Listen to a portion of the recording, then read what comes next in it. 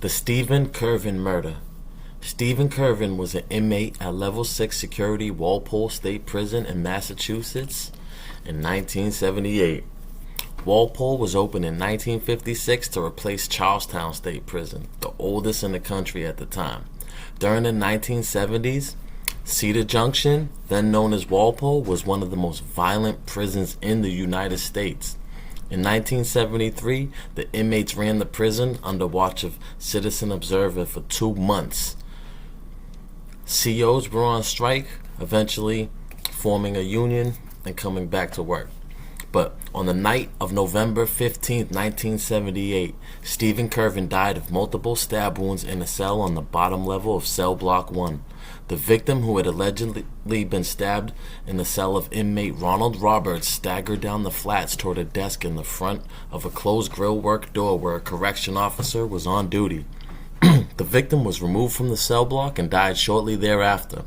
Bloodstained pants were found in Ray Champagne's cell, which was next to Roberts' cell, the cell where the stabbing took place. Roberts' testimony tended to establish that inmate Ronald Hogan was the guilty party. So, according to Roberts, whose cell this allegedly took place in, shortly before the attack, Hogan called Ronald Roberts out of his cell. They were joined by Michael Flaherty and James Gallo. Flaherty told Roberts that he had a beef with Curvin from the streets and that he wanted to go in and punch him out, and added, "It's going to take 2 or 3 of us to go in his room," Hogan had said, because of his size. According to the grand jury testimony of State Trooper Nasudi, he obtained information from 2 inmate informants who lived on Block B1 of the maximum security section of the prison. Around 8:30 p.m. on the night of the killing, Flaherty told inmate Roberts that he was going to stab the victim and that the inmate should leave his cell or get the victim out of his cell into another one. The inmate left his cell and went to another area. About 9 p.m., according to one source, 3 individuals, not including Champagne, went to that cell in which the victim was stabbed. Only one informant gave information as to Champagne's presence. He saw Champagne go into the cell as the scuffle was taking place. According to inmate Benjamin Butler's statement,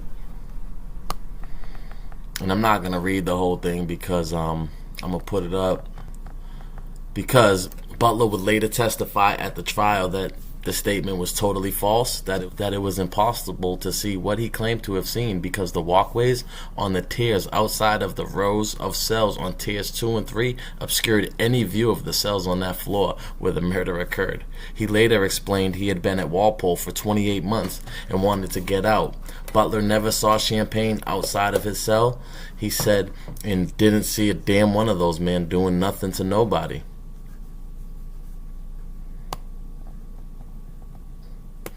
Champagne, Gallo, and Hogan went to trial in August 1979. Flaherty had been declared mentally incompetent to stand trial and pled out to manslaughter. The principal evidence against the other 3 was the testimony of Roberts and Trooper Nasudi. They were found guilty of first-degree murder by the joint venture law. In 1987, Massachusetts Supreme Judicial Court upheld the denials of the motions for a new trial as well as the jury convictions. It wasn't until 20 years later, in 2018 and 19, the prosecution provided documents to Champagne's lawyer. Raymond Champagne, in February 18, 2020, was released from Souza-Baranowski Correctional Center, SBCC, Shirley Max they call it now, after winning a motion for a new trial for exculpatory evidence. So this is where this gets interesting. Exculpatory. I'm going to define exculpatory. Adjective. Tending or serving to clear from an alleged fault or guilt. So, some of the documents had been provided to Flaherty's lawyer prior to Flaherty's guilty plea. None had been disclosed to the lawyers for Hogan, Gallo, and Champagne. So back when the trial where Flaherty had pled out while the other guys were going to trial, Flaherty's lawyer already had some of these documents that now only Champagne is getting. So Hogan, Gallo, and Champagne did not Their lawyers didn't have that, making that exculpatory, I would believe, right? So, among them was a report of the discovery of the pick in Hogan's cell. The existence of that report strongly suggested that the prosecutor's claim, never having seen the report, was false. So the DA lied. No way, right? So, pretty much they had evidence of a pick. They're talking about an ice pick that none of these lawyers had any of those documents. So thereby making it exculpatory. So the documents included statements from inmates that had not been disclosed to the defense, such as Donald Cormier said that he gave Roberts a knife on the night of the crime and that Roberts said he was going to get Curvin. Roberts, so this is the main witness that helped convict these gentlemen. So let me read that one more time. Donald Cormier said that he gave Roberts a knife on the night of the crime and that Roberts said he was going to get Curvin. Cormier said that almost immediately after Roberts took the knife, there was a commotion and an inmate walked by bleeding profusely. I'm taking, that's the inmate who died, Curvin. Another inmate, Michael Fitzpatrick, said that a couple days before Curvin was stabbed, an inmate asked him to tell Curvin that his package of drugs had arrived and he could have it in a couple days. Fitzpatrick said that when he relayed the message to Curvin, Roberts was present. So that's a whole nother thing. Did this man think that this man had drugs? Is that what this was really about? Because it was only Roberts saying that the other man had come to him talking about a beef from the street, right? So Fitzpatrick and a third inmate, Wayne Rurtell, also described occasions of Roberts. Again, the main witness came to them trying to obtain knives. That's not too crazy, especially, back then at Walpole. I mean, but still, just more and more evidence pointing to that the DA knowing that what they're being told is lies, but it doesn't matter to them. So, two other inmates had given statements on the night of the murder. On the night of the murder, that Butler was on the third tier with them at the time of the crime and could not have seen on the first floor. So this is evidence they have from day one that this man Butler, the man who wrote that it came out that he lied and he admitted to lying. So they took his word, but they knew that it was bullshit because two other inmates had given statements that he couldn't have seen it. Seems like the DA had all sorts of evidence, not only showed that their main witness was actually lying, but also showed he might be the actual perpetrator. But it's all about the conviction, right? I mean, it's about justice, right? So the documents also showed that as of September 1980, just over a year after Champagne was convicted, the prosecution was aware that in June 1980, an inmate accused Roberts and other inmates of sexually assaulting him. So not only is this man a rat, but he's raping inmates too. The inmate said that he did not immediately report the assault because Roberts said that if he talked, the same thing would happen to him that happened to an inmate at Walpole. Roberts told him that he stabbed an inmate and gave bloody pants to an inmate and then told on that inmate. So this is just after a year. The prosecution is aware of their main star witness having said this to another inmate that he raped. Right? Justice, right? Nah, it's just us. There ain't no justice. So Champagne's defense team also got an affidavit from Flaherty's father, Michael Flaherty Sr., who spoke to them several years after his son's death in 2009. Flaherty's father said he was present at meetings with Flaherty and his attorney prior to his guilty plea. Again, years ago. The guilty plea was right around the same time as trial.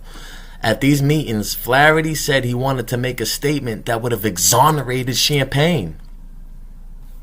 What happened? DA wasn't trying to hear it? Surprise. According to the elder Flaherty, his son always insisted that Ray Champagne was not involved in the incident.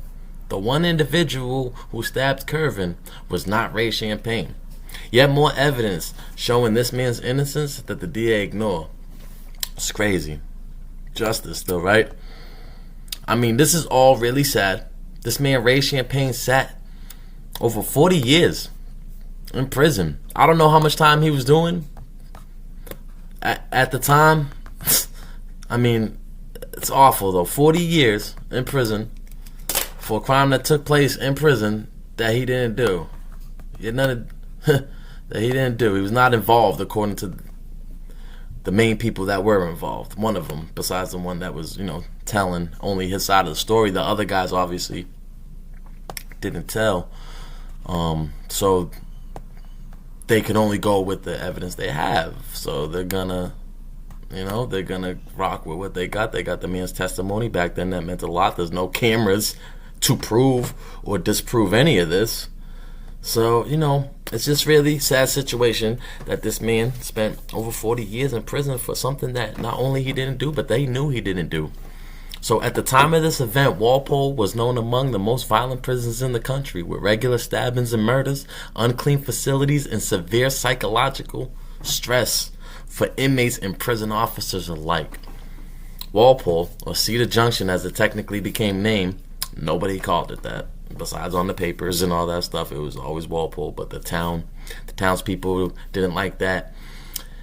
Their town was pretty much only associated with the prison, so they changed the name. But still, it didn't change anything technically. I mean, in my eyes. But so yeah, it closed in 2022 due to $30 million worth of repairs that it would have needed, and also the drop in incarceration rate in the Commonwealth of Massachusetts. So now, Souza-Baranowski Correctional Center, SBCC, or Shirley Max, is the only state supermax, opened in 1998. Walpole, actually in 2009, when I was in Concord was classification, and then you have Walpole and the Max as the two supermaxes. So while I was in Concord, when it was classification, it switched over, and Concord became what you would call medium security, and Walpole became classification. So pretty much, if you were not classified out to a maximum or a minimum at that time, any other medium, Norfolk, wherever they classified you, it was just easier to say, no, you're staying here. This is now the new medium. And Walpole was classification up until it closed last year. So I'm trying to give you guys maybe more stories like this. And if you like this video, like the video, hit that like button, comment, share, subscribe, tell your friends, and that's it. I'm Bobby. This is Built For It TV. Stay free. Stay free.